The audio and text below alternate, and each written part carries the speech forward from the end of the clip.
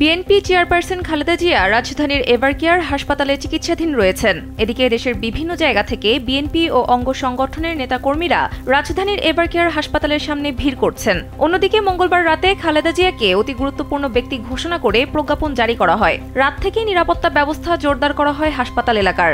মঙ্গলবার সকালে এভারকেয়ার হাসপাতালের সামনে দেখা গেছে মূল ফটকের দুই দিকে ব্যারিকেড বসানো হয়েছে।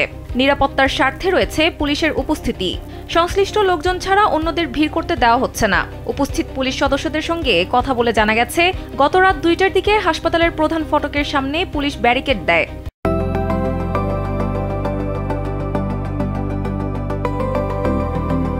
পাশাপাশি আশেপাশে কাউকে ভিড় করতে দেওয়া হচ্ছে না। হাসপাতাল সূত্র জানিয়েছে, রোগী ও তাদের পরিবারের সদস্যদের নির্বিঘ্নে চলাচল নিশ্চিত করতে হাসপাতালের আশেপাশে ভিড় ঠেকাতে ও খালেদা জিয়ার নিরাপত্তা জোরদার করতে পুলিশ সদস্য মোতায়েন করা হয়েছে।